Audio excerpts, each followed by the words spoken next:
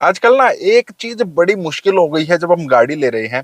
क्या है कि यार किस टाइप की हम गाड़ी ले, कितने पैसे तक की गाड़ी ले, कौन सा फ्यूल उस गाड़ी में ले, कौन से फीचर्स होने चाहिए। अब उस पैसे में उन फीचर्स के साथ कौन सी कंपनी जो है वो गाड़ी बढ़िया दे रही है, और वो कंपनी गाड़ी दे रही है, अगर मल्टीपल गाड़ी है उसके पास है तो उसमें से कौन सी गाड़ी हम छांटे। मतलब बहुत सारी चीजें हैं।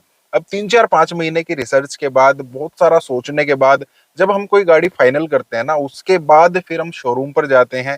वहां पर डीलरशिप की अलग ही चाल चलते हैं। अब जो पहली चीजें थी वो तो हमने पसंद कर ली, लेकिन डीलरशिप हर रोज नई नई चीजें लेकर आते हैं। आज फिर मेरे पास एक फ्रेंड का फोन आया, उसने बताया यार मैं एक डीलरशिप पे गया था, वहां पर भी उन्होंने इसके साथ एक स्कैम करने की कोशिश की। तो आज मैं वो आपके साथ शेयर कर रहा हूँ, आप भी उससे बचने की कोशिश करना। थोड़ा मैं भी आपको तरीका बताऊंगा किस तरीके से आप इन चीजों से बच सकते हैं। तो हेलो, मेरा नाम है अमित और आप देख रहे हैं डेली ऑटो लाइफ। अब देखिए, उन्होंने ना एक गाड़ी पसंद कर ली। कौन सी गाड़ी है, कौन सी डीलरशिप है, वो मैं नहीं बता रहा हूँ, क्योंकि किसी भी डीलरशिप पर हो सकता है। ये चीज कंपनीज की तरफ से कम होती है, डीलरशिप पे ये अलग अलग तरीके से चलती है। कोई डीलरशिप ज्यादा अच्छी होती है, कोई डीलरशिप ज्यादा बुरी होती है, और ये किसी भी कंपनी के साथ हो सकता है। उन्होंने एक गाड़ी बुक की। अब उस गाड़ी पर ना उनको डिस्काउंट काफी अच्छा मिल रहा था। उन्होंने कुछ ट्रिक्स लगाई, आसपास में 2 3 शहरों में उन्होंने बात की। तो उसी टाइप की मतलब वही वाली गाड़ी अलग डीलरशिप पर कुछ और प्राइस में मिल रही थी, इस डीलरशिप पर उनको काफी अच्छे प्राइस में मिल गई थी। अब उन्होंने कोटेशन बनवा ली, और कोटेशन के साथ उनकी जो है डील वगैरह जो है फाइनल हो गई। डील फाइनल होने के बाद उन्होंने बुकिंग अमाउंट दे दी। बुकिंग अमाउंट के बाद उन्होंने बोल दिया 1 हफ्ते के बाद आपकी गाड़ी आ जाएगी, उसके बाद आप ले सकते हैं। 3 दिन के बाद डीलरशिप की तरफ से फोन आया कि आपकी गाड़ी वहां से मतलब प्लांट से चल चुकी है, तो आप कुछ पेमेंट और करा दीजिए ताकि वो आपकी गाड़ी मतलब फाइनल हो जाए, हमारी तरफ से फाइनल रहे।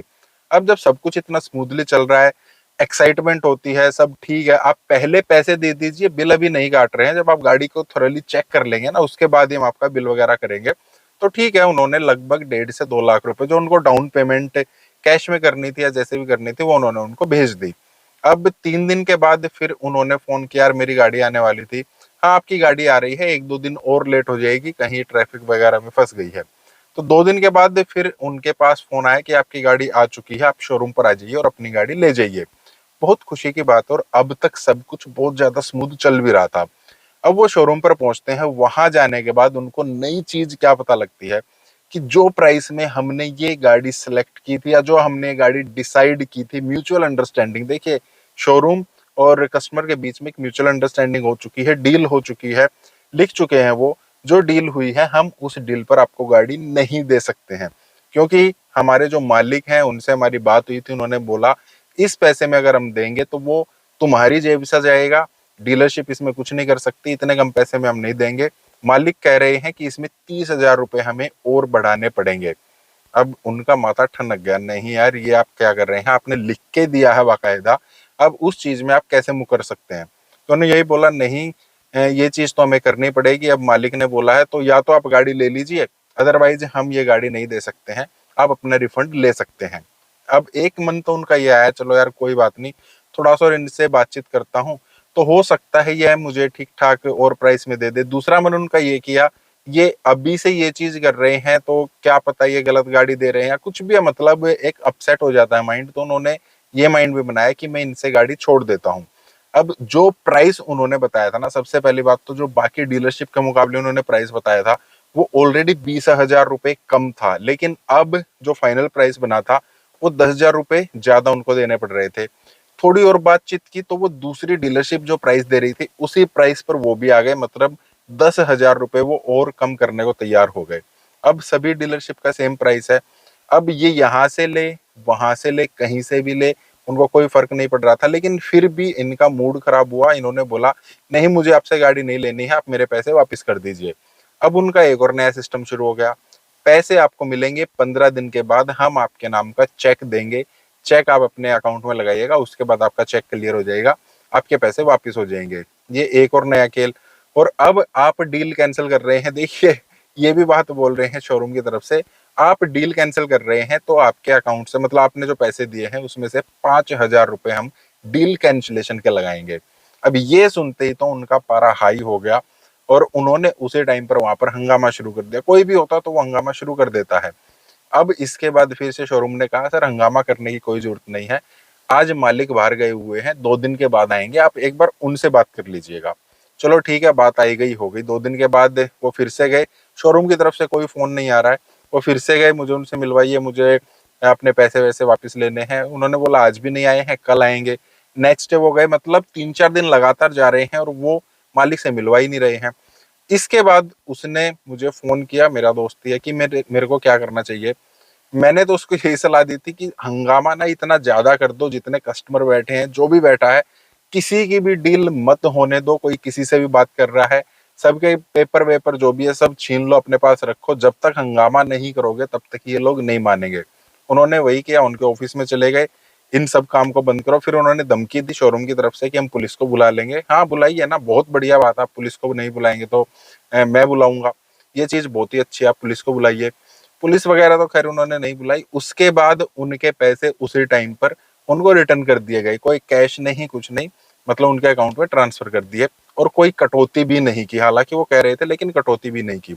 तो ये एक नया तरीका चला हुआ है, पहले पैसे कम बता दो, उसके बाद जब कस्टमर लेने के लिए आए उसको बता दो नई डील नहीं हो सकती है, जो आपने पैसे दिए हैं उसमें से ये हो जाएगा वो हो जाएगा। कस्टमर परेशान होकर ये हो जाता है, यार इतने पैसे में वो दे रहा था, इतने पैसे में ये दे रहा है, चलो कोई बात नहीं, हो गया होगा। लेकिन इस चीज से आपको बचना कैसे है।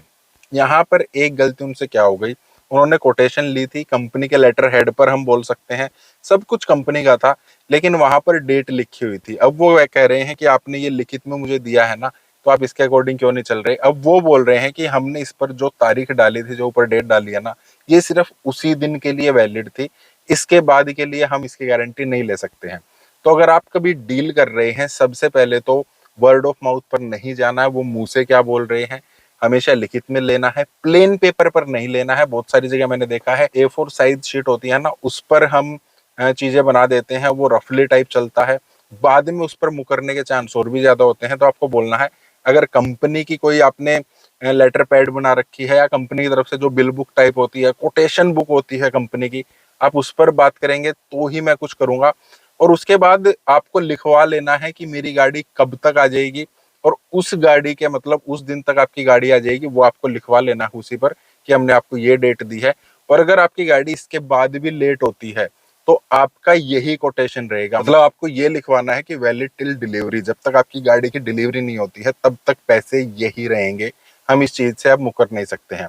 अगर वो चीज हम लिखवा लेते हैं ना, या मेरे दोस्त ने वो चीज लिखवाई होती, तो उनके पास बहुत ज्यादा एक स्ट्रॉन्ग केस हो जाता है। अब कोई भी आ रहा है, उनसे बात हो रही है ना, तो वो बोल रहे हैं नहीं इसके ऊपर ना तारीख लिखी हुई है, तो उसी दिन के लिए वैलिड थी, उन्होंने गाड़ी नहीं ली है, अब गाड़ी के प्राइस जो है बढ़ गए हैं, मतलब XYZ बहुत सारी चीजें, कुछ भी हो सकता है।